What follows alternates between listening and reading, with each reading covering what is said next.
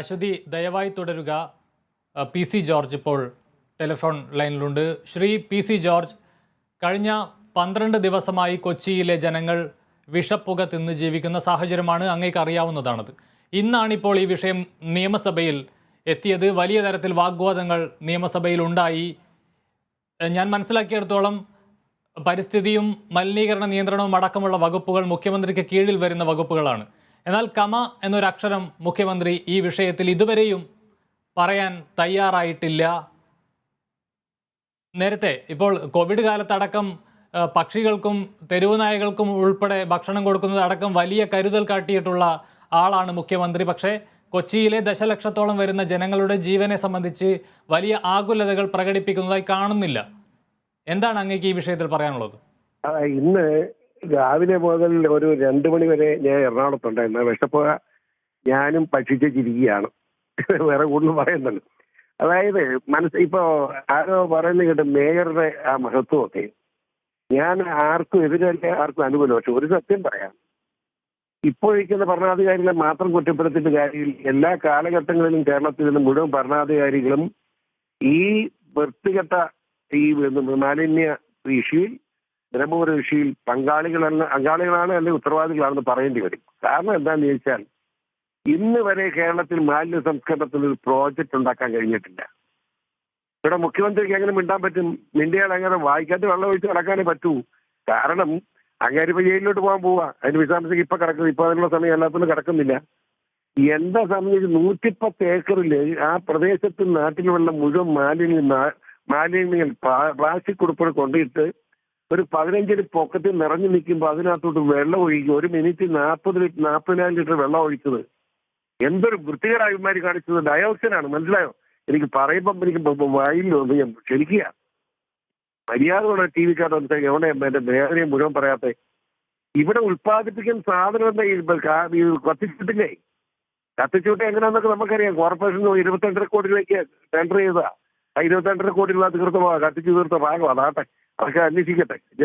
Corporation mayor file കണ്ടില്ല. എല്ലാ വലിയ ഫയലാണ്. 12 ദിവസമായിട്ട് കത്ത് തുടങ്ങിയിട്ട് ഇപ്പോൾ ഫയൽ കാണാൻ നോക്കിയിരിക്കുകയില്ലേ?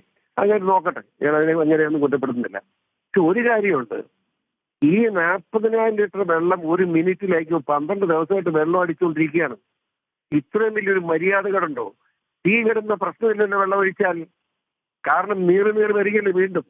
അതോടൊപ്പം ഈ ഇതിനകത്ത് പ്ലാസ്റ്റിക് കത്തി ഉണ്ടാകുന്ന ഡയോക്സിൻ എന്നുള്ള ഏറ്റവും വലിയ മാരക വാതകമാണ്. ആ ഡയോക്സിൻ വെള്ളത്തിൽ കലർന്നു കഴിഞ്ഞാൽ 1,00,000 വർഷം കഴിഞ്ഞാലും ആ ഡയോക്സിൻ നിർവീര്യമാകില്ല. അതായത് ഈ ഡയോക്സിൻ ഞാനും ശ്വസിച്ചു. എനിക്ക് സംശയമുണ്ട്. കൊച്ചിയിലെ ജനങ്ങൾ മാത്രമല്ല, കൊച്ചിയുടെ പ്രാന്തപ്രദേശത്തുള്ള കോട്ടയം, ആലപ്പുഴ, തൃശ്ശൂർ വരെ ഇതിന്റെ എഫക്ട് ഉണ്ടായി കാറ്റിന്റെ പുറത്തെന്നാണ് ഞാൻ മനസ്സിലാക്കുന്നത്.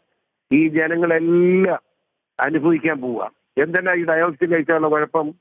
ഡയോക്സിൻ വന്ന ശരീരത്തിൽ പ്രവേശിച്ചു കഴിഞ്ഞാൽ അത് ജീവിതകാലത്ത് വിട്ടുപോകില്ല. ഒരു മരുന്നും അത് ഇതുവരെ കണ്ടുപിടിക്കാൻ കഴിഞ്ഞിട്ടില്ല.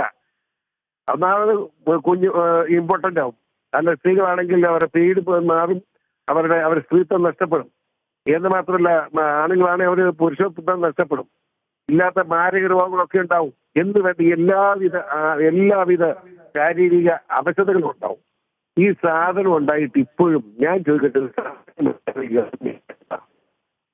ഗവൺമെന്റ് ചെയ്യേണ്ടത് ഇത് ഗവൺമെന്റ് ഞാൻ കുറ്റപ്പെടുത്താൻ പോകുന്നത് നിയമ ഗവൺമെന്റ് അല്ല. ഈ മുമ്പത്തെ ഗവൺമെന്റ് ചെയ്തിട്ടില്ലല്ലോ. അത് പറയാൻ പറ്റാ. ഞാനല്ല, എന്റെ മുമ്പ് ചെയ്തില്ലല്ലോ. നിങ്ങളുടെ മുമ്പ് വരുന്നത് നിങ്ങൾ ചെയ്തില്ല. അതിന് മുമ്പ് ഉമ്മൻചാണ്ടിയാ.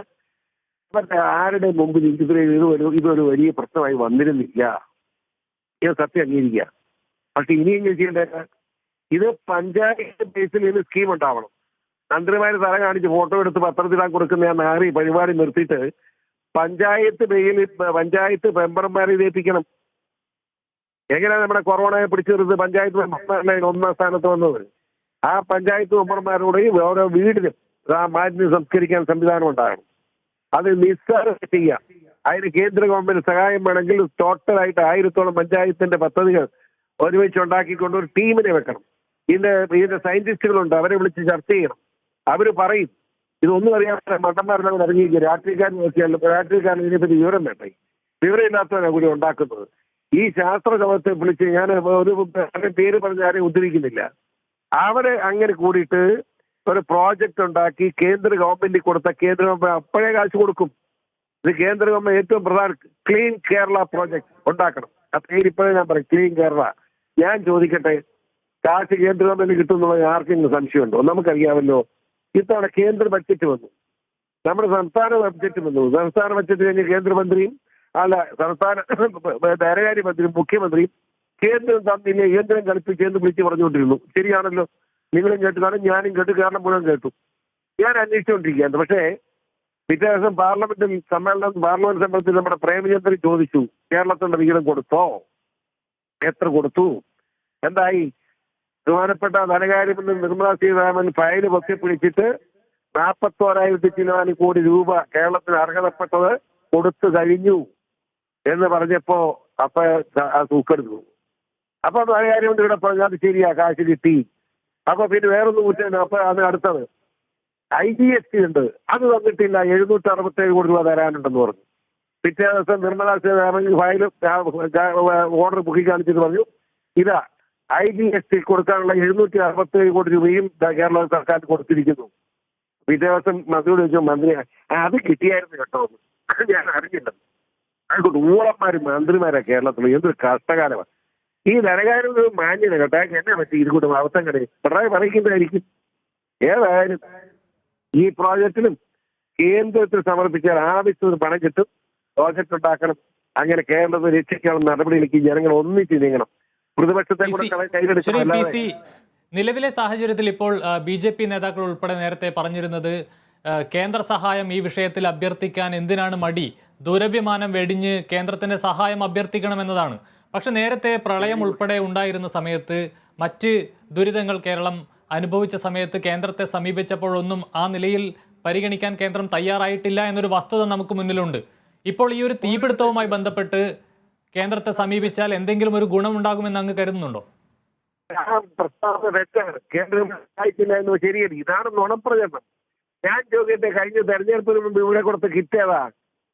ആ കിറ്റിന്റെ ചാക്കില്ലേ, 15 രൂപയുടെ ചാക്ക് കിട്ടിയുടെ ആ ചാക്ക് വെച്ച് ബാക്കി മുഴുവൻ കേന്ദ്ര ഗവൺമെന്റ് സൗജന്യമായി കൊടുത്തതാണ് അറിയുന്നു.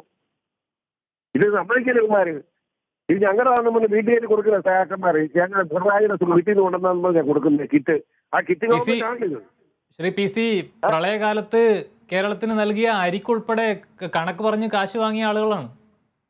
എന്താ കാര്യം? അത് പഠിച്ചിരുന്നു. എന്തുകൊണ്ടാണ് ചോദിക്കാൻ കാരണം, ഇവര് പറയുന്നു അതായത് ഓരോ സ്റ്റേറ്റിനും അർഹതപ്പെട്ട് നമ്മള് കൊടുക്കണമെന്നുണ്ട്. ആ അർഹതപ്പെട്ടതിന് ശേഷം വീണ്ടും കൂടുതൽ മേടിച്ചു. ആ കൂടുതൽ മേടിച്ചതിന് കാശ് കേരളം കൊടുത്തില്ലെങ്കിൽ മറ്റു സംസ്ഥാനങ്ങളും കൊടുക്കില്ല. കേരളത്തോട് മാത്രം ദയ കാണിക്കാൻ പറ്റുമോ? പക്ഷെ കേന്ദ്രം ഒരു മര്യാദ കാണിച്ചു. കടമെടുക്കാനുള്ള പരിധി 3% എന്നുള്ളത് 5% ഉയർത്തി കൊടുത്തു കേരളത്തിന്. വേറെ ഒരു സ്റ്റേറ്റിനും കൊടുത്തിട്ടില്ല. മനസ്സിലായോ? അപ്പൊ അങ്ങനെ ആവശ്യത്തിന് അധികമായ ആനുകൂല്യം കേരളത്തോട് കാണിച്ചുകൊണ്ടിരിക്കുക. കേരള സർക്കാർ ആവശ്യം നോക്കിയിട്ടല്ല, കേരളത്തെ ജനങ്ങളെ ബുദ്ധിമുട്ടുന്ന മനസ്സിലാക്കിയതിന്റെ അടിസ്ഥാനത്തിലാണ് കേന്ദ്ര ഗവൺമെന്റ് ചെയ്യുന്നത്. അത് BJP പറഞ്ഞു ഇങ്ങോട്ട് തെറ്റൊന്നുമില്ല. BJPക്ക് സത്യം പറയാൻ പാടില്ലേ? BJP പറഞ്ഞത് കറക്റ്റാണ്. ഞാൻ കിറ്റിന്റെ കാര്യം ഞാൻ പറഞ്ഞില്ല. കിറ്റ് ഇവിടെ കൊടുത്ത് മിണ്ടിയോ? കേന്ദ്ര ഗവൺമെന്റ് നീതിരാരെങ്കിലും പറഞ്ഞോ? ഒരു സഞ്ചി മേടിച്ചു, അതിനും കൈക്കൂലി മേടിച്ചുമാരൻ. ആ സഞ്ചി ഒരു 5 രൂപയ്ക്ക് ഞാൻ കൊടുക്കാം. സഞ്ചി 15 രൂപ അതിനകത്ത് എഴുതിയെടുത്ത് കേരള സർക്കാർ ഇന്ന് ആ സഞ്ചി കോൺട്രാക്ട് കൊടുത്തിരിക്കുന്നത് അറിയാവും. ഇത് കൂട്ട് ഊളത്തറും കൈക്കൂലി അഴിമതിയും മാത്രം മുങ്ങിയിരിക്കുന്ന ഈ ഗവൺമെന്റിനെ പറ്റി നമ്മൾ എന്ത് പറയാന്? അതുകൊണ്ട് ഞാൻ വളരെ വിനയത്തോട് പറയുന്നു, ഈ ബ്രഹ്മപുരം പദ്ധതി ഒരു കണ്ണു തുറക്കണം. നമ്മളെ എത്രയോ മനുഷ്യന്റെ ആയുസ് നഷ്ടപ്പെട്ടു, ആരോഗ്യം നഷ്ടപ്പെട്ടു, എത്ര പേര് ബോധം കെട്ട് വീണു. ഞാൻ നമ്മുടെ സിനിമ മമ്മൂട്ടി ഒന്ന് ആലോചിച്ച്, മമ്മൂട്ടി ഒറ്റ ദിവസം എറണാകുളത്ത് വീട്ടിലേക്ക് ചെന്നുള്ളൂ. പുള്ളിക്ക് തലചുറ്റലുണ്ടായി, അത് ഛർദ്ദിച്ചു. അദ്ദേഹം ഇപ്പോ വയനാട്ടിൽ എത്തിയിരിക്കുക. എന്നിട്ടും തലയ്ക്ക് വേദനയാണെന്നാ പറഞ്ഞ്. മമ്മൂട്ടിയെ പോലെ നമ്മുടെ സ്വത്തല്ലേ, കേരളത്തിന് സ്വത്താണ് ഈ മമ്മൂട്ടി. ആ മനുഷ്യനുണ്ടായ അനുഭവം ഞാനീ പറഞ്ഞ, മനസ്സിലായോ? എത്ര വേദനിക്കുന്ന അനുഭവമാണ് ഇതൊക്കെ ഉണ്ടായിട്ട്. ഈ രാഷ്ട്രീയക്കാരുടെ നെകളിച്ച് നടക്കുക. തീർച്ചയായും PC, മമ്മൂട്ടി എന്നല്ല, നമ്മൾ ഓരോരുത്തരും അടങ്ങുന്ന ഓരോ പൗരനും ഈ വിഷയത്തിൽ ബുദ്ധിമുട്ടുകൾ ഉണ്ടാവരുത്, അവരെ എല്ലാം ഒരുപോലെ പരിഗണിച്ചുകൊണ്ട് തന്നെ നമുക്ക് മുന്നോട്ട് പോകേണ്ടതുണ്ട്. ഈ വിഷയത്തിൽ കൊച്ചി കോർപ്പറേഷനുമായി ബന്ധപ്പെട്ട വിഷയത്തിൽ വളരെ പ്രസക്തമായ ഒരു ചോദ്യം നേരത്തെ അനിൽകുമാർ ഉൾപ്പെടെ മേയർ ഉൾപ്പെടെ പറഞ്ഞിരുന്ന ഒരു കാര്യം, 2011 മുതലുള്ള ഇങ്ങോട്ടുള്ള കരാറുകളും അതുമായി ബന്ധപ്പെട്ട കാര്യങ്ങളും അന്വേഷണത്തിന് വിധേയമാക്കണം.